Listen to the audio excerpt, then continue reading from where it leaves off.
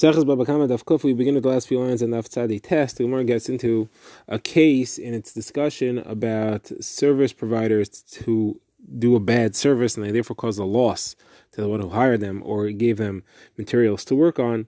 The Gemara had been discussing a shaykhid who messed up the shechita. The Gemara now discusses a money changer who's analyzing the value of coins and gives a bad valuation. The Gemara is going to go into a couple of incidents with that, and then we'll get to our next Mishnah.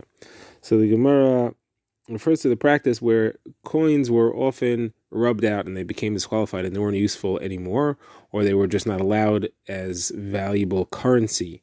They are considered valueless in a certain kingdom.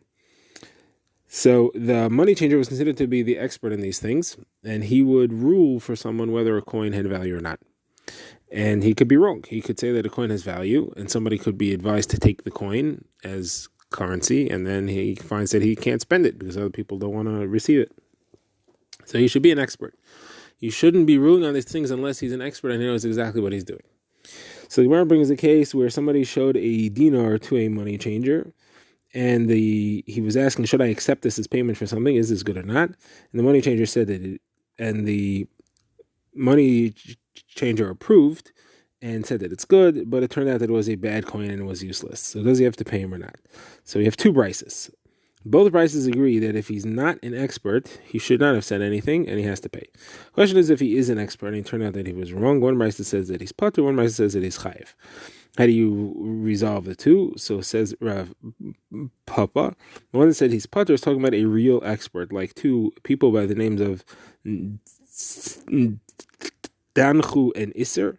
They were such high experts, they don't have to research things, they don't need to learn it, they already know everything. So Mara asks if the person who was on that level made a mistake, so how could he make a mistake if he knows everything? So Mara says, if there's a new coin on the market that they haven't seen yet, they're not familiar with it, so it doesn't help with everything that they learned, they just haven't seen this one yet, and therefore they could make a mistake in that way. Another one brings an incident that happened with a woman who showed a dinar to Rabbi Chia. She brought him a dinar and asked him for his advice. Obviously, he's not an expert, but she asked him anyway, and she insisted on an answer. And Rabbi Chia said that it's a good coin. And she came back to him the next day and she said, "Listen, I tried to use it, and they told me that it's a bad coin." So Rabbi Chia said to Rav, who was in charge of his finances, Rav was his nephew, he said, so switch it for her, give her a replacement, give her a different dinar to use, and write down in my transaction book that this is a bad deal. So the Mara asks, hold on a second, you said that if someone's an expert like Danchu and Isser, they're patur, and the reason is because they are not obligated to research things anymore, they're considered to be on a level of expertise that they don't have to.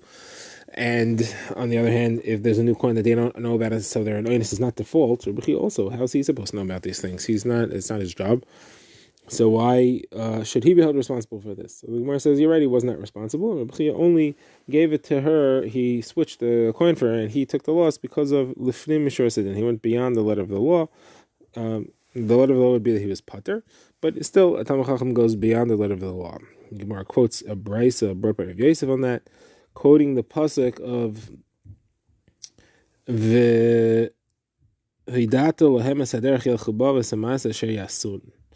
That Moshe is told to teach Klal Yisrael to let them know the way in which to go and the action which they should do. So the Gemara has drashas on that.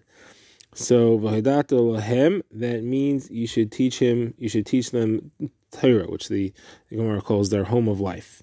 Es haderech, the way, that's talking about chesed. Yelchuba, that's to teach them to do Bikur Chayim, to visit the sick.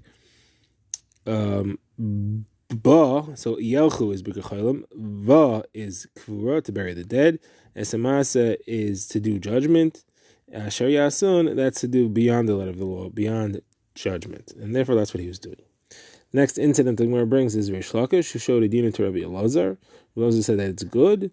And Rish Lakish said, just note that I'm relying on you. So Rabbi Elazar said, what is the significance of you telling me that you're relying on me? You mean to say that if it turns out that it's bad, that I should switch it for you?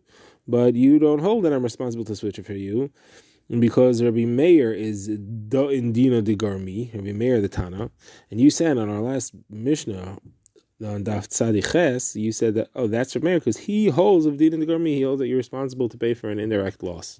Obviously, if you're saying that this must be Rabbi Meir, he holds that way, that means that you do not hold that way. So you don't hold that someone's responsible for an indirect loss, so you don't hold they have to pay you. So he said, no, I do hold that way. I was saying that it's Rabbi Meir, and that you do have to pay for an indirect loss. So the Gemara says, okay, what is this Rabbi Meir? We're saying that Rabbi Meir holds you have to pay for Din and the Garmi for an indirect loss. Where do you see Rabbi Meir holds away? Somewhere tries 4 options to see that Rabbi Meir holds away. First, Gemara quotes a Mishnah that said if somebody judges a case and he judges wrongly, he declared the guilty party innocent and the innocent party guilty, or he was metame something tahar, or he was matar something tameh. What he did is done; it counts, and he, the judge, needs to pay. He has to take personal liability for his own ruling. So you see that he's saying that you have to pay for an indirect loss that you caused for the garmi. So the Gemara says the problem is that we said on that, there'll be a loss in him of Rav, that's only where the judge himself went ahead and he did something to carry out his ruling. Like he took the money from one and he gave it to the other, or he took a mashkin from one and he gave it to the other. So he himself took it from the person who's supposed to have it, and therefore he has to pay it back. Or if he was literally metame something to back up his psak that it's tame, he took a sheretz and he actually put it on it. So there he needs to take responsibility. However, in a normal situation, you wouldn't, and therefore you don't see from this Rabbi Meir is mechayev in a situation of garmi. So what then is this Rabbi Meir? So the Gemara tries its second option. So the Gemara quotes Mishnah where Rabbi Meir says, we've seen this a few times, if somebody is given something to color, a cloth to dye, it's supposed to color it red and colors it black, and he colors it red. So Rabbi Meir says he has to pay him for the wool. So the Gemara says, again, that's not grama. There he literally took someone's cloth and he colored it wrong. So the Gemara says it must be a different Rabbi Meir. Rabbi Meir says if someone leans or makes a support for his grapevine over someone else's grain, and therefore becomes kilayim, it becomes aser. So halacha is that it's kidesh, it's aser, he asered it, and he has to pay him for it. So you see there, he's mechayev him. The Gemara says again, that's not grama. There he did it with his hands. He took his hands, and he literally asered the other person's things by having a grapevine grow over it. So the Gemara concludes the source is actually a different one, another halacha in Hilchos Kilayim. There we said that if you have grapes growing on one side of a fence and you have grain growing on the other side, they can go all the way up to the fence as long as there's a fence there. They don't aser each other. The fence falls down, now you have a problem. If it continues to grow and it grows 1/200th of completion, they both become completely aser. So if somebody owned the fence and the fence fell down, we tell him fix it.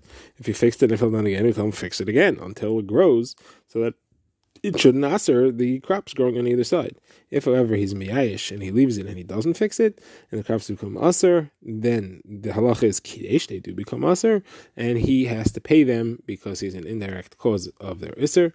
There he didn't do anything b'yadayim, he just left it, and therefore you see that Rabbi Meir is mechayev one for hezek of garmi. So this concludes the Gemara. Now we get to our next Mishnah, which we've seen quoted on the last daf. The Mishnah speaks about ways that you can ruin the coloration of your wool. So, if somebody, let's say Reuven, gives wool to Shimon to dye the wool, to color it. So in the first case, he burnt the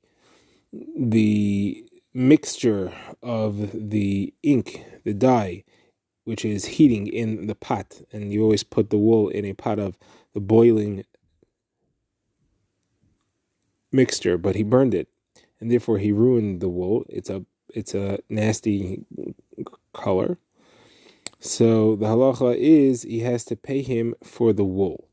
Now, if he went ahead and he did the dyeing of it, the Gemara uses the word kior, which Rashi translates as kior. He did an ugly job. So then the Tanna Kamma says, if the improvements, whatever minor improvements there are, if the improvements are worth more than the expense, he gives him the expense, and if the expense is more than the improvements, he gives him the improvements, meaning because he went ahead and he, with his hands, purposely did a bad job, he has to take the lesser of the two as far as compensations. Now, next case is if he hired him to color it red and color it black. He hired him to color it black and color it red, so he just did the job wrong. So here you have a machlekes. Rabbi Meir says he gives him the value of the wool, and that's it. The improvements that he made, he doesn't get paid for. He doesn't do anything for it. He doesn't have to pay for anything. He just gives him back the value of the wool. Yehuda says, again, we look at what the extra improvements are and we look at the costs, and he takes the lesser of those two. Let's just see a little bit of the Gemara before the end of the daf. So the Gemara says, what is Kior? What's Kior? Rav Nachman says, name of Rabbi Bar Barchana, it's Kalbus. It's a description. So the Gemara says, what's Kalbus exactly? So Rabbi Bar Shmuel says, it means that he used the wool to wipe out the bottom of the pot and to clean the burnt remnants of the dye out of the pot, and that colored the wool with a, I guess, blackened, nasty looking color.